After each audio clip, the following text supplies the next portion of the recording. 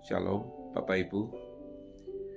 Perempuan-perempuan terluka ada di dalam garis kelahiran Mesias. Bapak Ibu dan saudara-saudari yang dikasihi Tuhan, ketika kita membaca silsilah di dalam Injil Matius pasal pertama, kita menemukan sesuatu yang sangat tidak biasa, Bapak Ibu. Di dalam tradisi Yahudi kuno, silsilah hampir selalu ditulis melalui garis laki-laki. Nama ayah, nama anak, nama cucu, dan seterusnya. Tetapi tiba-tiba di tengah silsilah itu muncul beberapa nama perempuan. Bukan sekedar perempuan, Bapak Ibu, tetapi perempuan-perempuan dengan kisah hidup yang rumit, bahkan kontroversial. Nama-nama itu adalah Tamar, Rahab, Ruth, dan Batsheba. Dan pada akhirnya silsilah itu mencapai seorang perempuan muda yang sederhana bernama Maria. Mengapa Allah mengizinkan nama-nama itu masuk ke dalam garis kelahiran Mesias?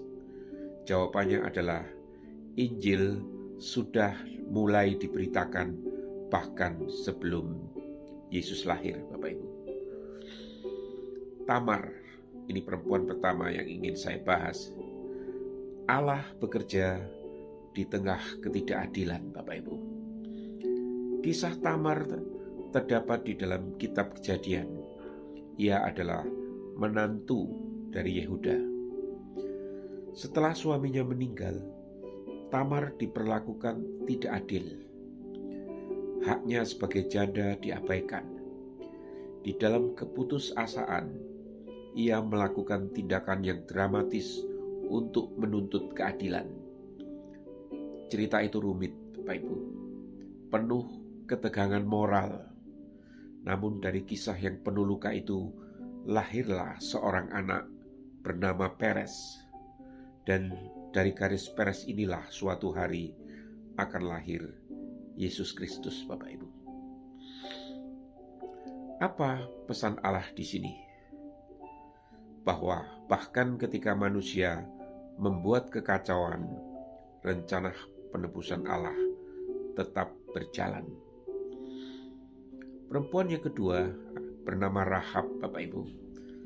Ini adalah simbol dari rahmat bagi orang yang berdosa, Bapak Ibu. Perempuan berikutnya adalah Rahab dari kota Yeriko.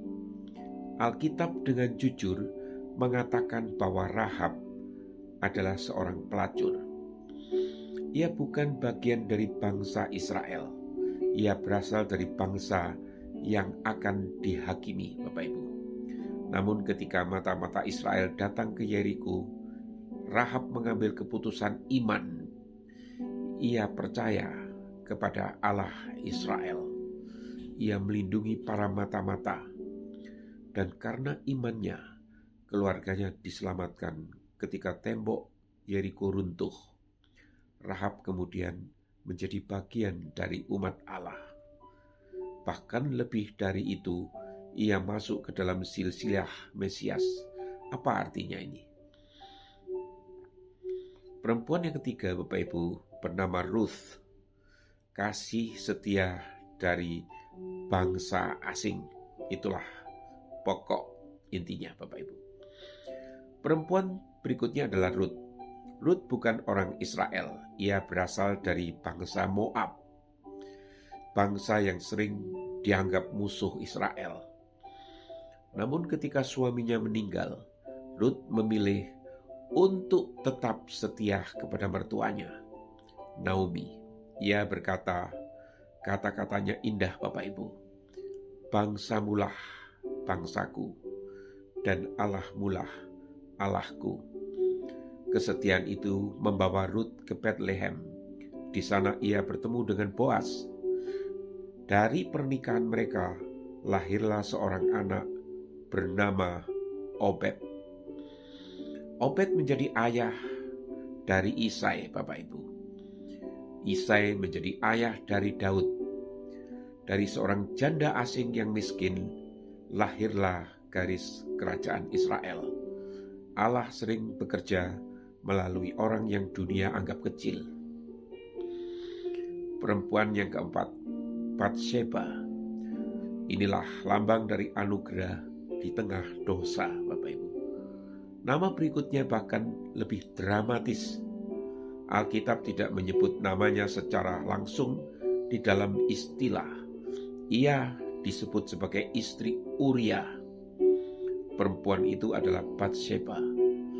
Kisahnya berkaitan dengan salah satu dosa terbesar dalam hidup Daud. Persinahan, pengkhianatan, pembunuhan. Namun setelah pertobatan Daud, Allah tidak meninggalkan mereka, Bapak Ibu.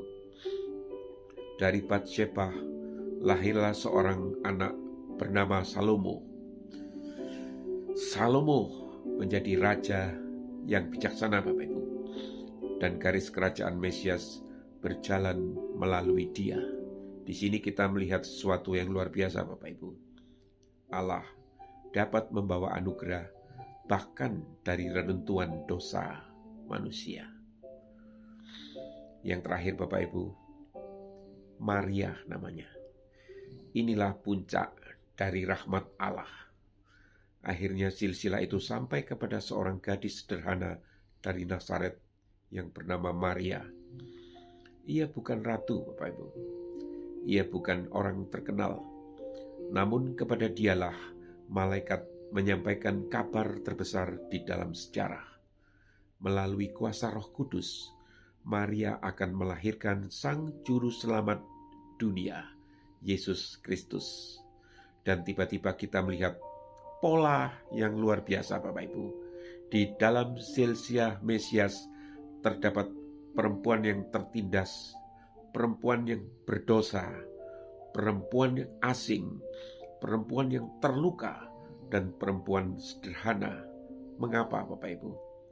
Karena Injil adalah kabar baik bagi semua orang. Silsilah yang menceritakan Injil, Bapak Ibu dan saudara-saudara yang terkasih, silsilah Yesus sebenarnya adalah miniatur Injil.